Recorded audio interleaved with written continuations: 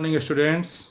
आज हम लोग पढ़ेंगे आवर रिसोर्सेज मीन्स हमारा रिसोर्स, हमारा संसाधन।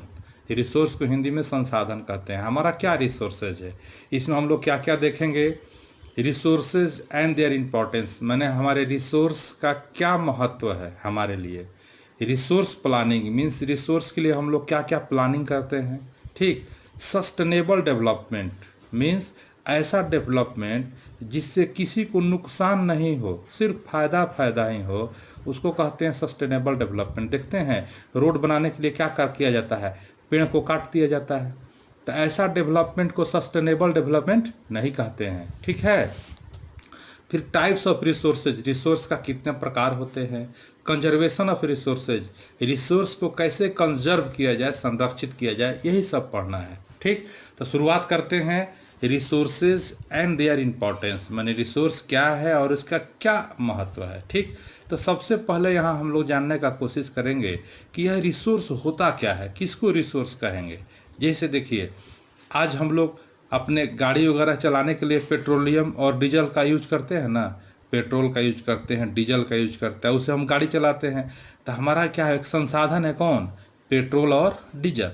लेकिन याद कीजिए, अर्ली मैन, शुरू वाले मनुष्य लोग जो थे, मानव थे, वे कहाँ रहते थे, केव में रहते थे। ठीक।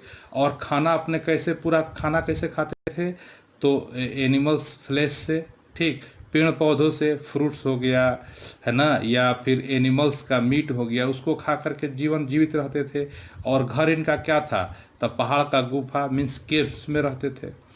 तो अर्ली मैन को पेट्रोल और डीजल के बारे में कोई जानकारी थी और ना इसका ये यूज जानते थे। इसका मतलब क्या कि वह पेट्रोल और डीजल अर्ली मैन के लिए रिसोर्स नहीं था। ठीक। रिसोर्स वह कब बना, तो जब वह उसका यूज करने सीखे। ठीक। मीन्स कि कोई भी सामान रिसोर्स कब बनता है, तो जब हम उसको यूज करने लायक बनाते हैं, जब हमारे वह इस्तेमाल में आता है। ठीक। अगर आपसे कोई पूछे कि व्हाट इज रिसोर्स, तो क्या कहेंगे, all the objects in the environment means environment का सारा objects which are useful to man, जो मैन के लिए यूजफुल हो, एंड हैव ए वैल्यू, जिसका कुछ वैल्यू हो, उसको रिसोर्स कहेंगे। जो यूजफुल नहीं होगा वह रिसोर्स नहीं होगा। अर्ली मैन के लिए पेट्रोलियम और डीजल यूजफुल नहीं था, तो वह उनके लिए रिसोर्स नहीं था। कोयला इनके लिए यूजफुल नहीं था, तो इनके लिए रिसोर्स नहीं था। जब पेट्रोल और डीजल हमारे लिए यूजफुल हुआ, तब वह रिसोर्स बना। ठीक है स्टूडेंट्स। तो किसको रिसोर्स कहेंगे, समझ में आ गया होगा। किसको कहेंगे, तो इन्वायरमेंट का वह सारा ऑब्जेक्ट्स जो हमारे लिए यूजफुल हो और जिसका कुछ वैल्यू हो, उसको हम लोग रिसोर्स कहेंगे। फिर एक बार देखिए, all the objects in the environment which are useful to man and have a value are called resource, उसी को रिसोर्स कहेंगे। ठीक है स्टूडेंट्स। ठीक। जैसे हम लोग पहले रिवर का देखिए, रिवर का पानी को हम लोग क्या करते थे, पीने के रूप में यूज करते थे, पानी पीते थे। लेकिन बाद में हमने क्या देखा, उससे हम लोग इरिगेशन, सिंचाई भी कर सकते हैं, पावर मीन्स बिजली भी बना सकते हैं, नेविगेशन मीन्स क्या कि नाव वगैरह चला सकते हैं। तब जाकर क्या हुआ, इसका यूज और बढ़ गया, ये हमारे लिए रिसोर्स बन गया। ठीक है। तो कुछ रिसोर्स जिसे बताए हैं कि रिसोर्स का वैल्यू होना चाहिए, उसका एस्थेटिक वैल्यू होना चाहिए, इथिकल वैल्यू होना चाहिए और इकोनॉमिक वैल्यू होना चाहिए।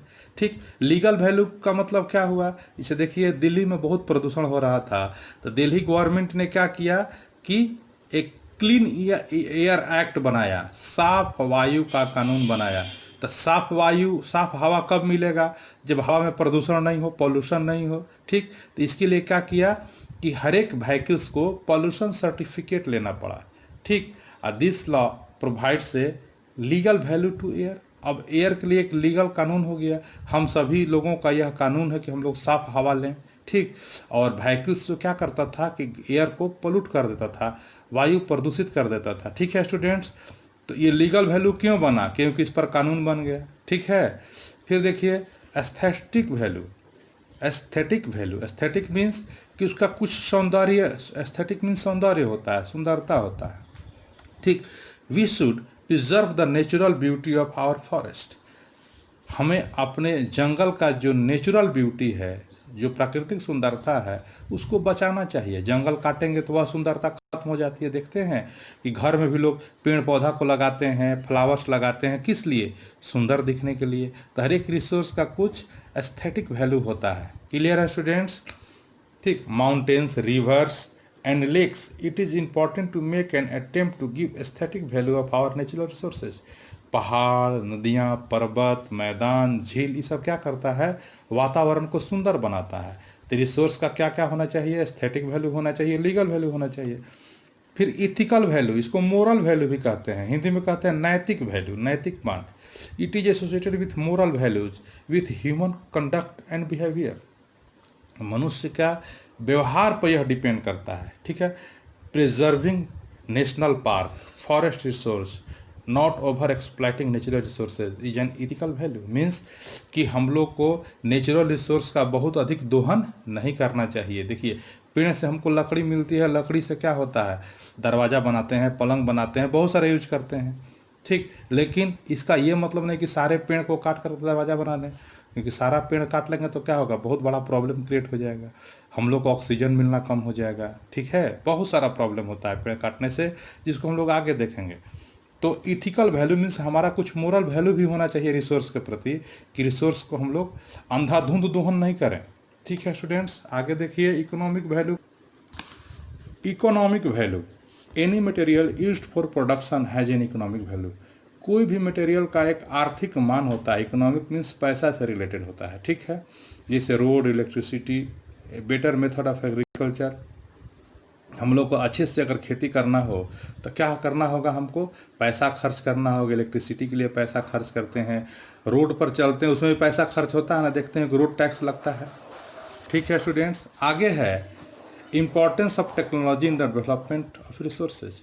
रिसोर्स डेवलपमेंट में टेक्नोलॉजी का क्या इम्पोर्टेंस है? ठीक है, जैसे अर्ली मैन क्या करता था? सिर्फ शिकार करता था, रॉ मटेरियल खाता था, लोग रॉ मीट को खाता था। आज यही काम एक अफ्रीका के ट्राइब्स है ना, पिग्मीज। पिग्मीज क्या है? कहाँ का ट्राइब है? साउथ अफ्रीका का ट्राइब्स है। ठीक, आज भी वो लोग ऐसे ही जीता है। किस तरह से? अर्ली मैन की तरह। मीन्स केव में रहता है, जानवर का शिकार करता है, hunted animals and ate raw meat, कच्चा मांस को खाता है। ठीक, जैसे जैसे मनुष्य ने, हम लोगों ने टेक्नोलॉजी को सीखा, man learn to use them when he develop technology and they became resources.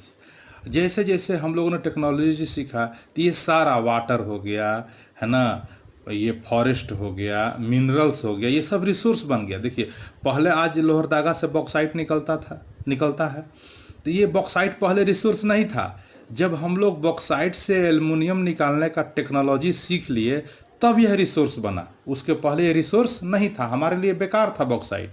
ठीक है, तो टेक्नोलॉजी डेवलपमेंट के साथ ही हमारा रिसोर्स का इंपॉर्टेंस बढ़ता है। ठीक है स्टूडेंट्स, अब देखेंगे टाइप्स ऑफ रिसोर्सेज। रिसोर्स कितने तरह का होता है? तो यहाँ general classification based on exhaustibility, means कि वो खत्म कब होगा उस पर क्लासिफिकेशन है। ओरिजिन पर, बेस्ड ऑन ओरिजिन मीन्स कहाँ से उत्पन्न हुआ है। लास्ट है based on their development and use, इनका कैसे डेवलपमेंट होगा, कैसे यूज होगा, इस आधार पर क्लासिफिकेशन किया गया है। पहला है जनरल क्लासिफिकेशन, तो इसमें फर्स्ट है natural resources. Natural resource means किसको कहते हैं? कि जो नेचर द्वारा मिला है। Natural resources are the free gift of nature, it can be consumed directly from the nature without much of processing. बिना प्रोसेस किए हुए इसका यूज कर सकते हैं। मीन्स जैसा मिला वैसा ही यूज कर लिए।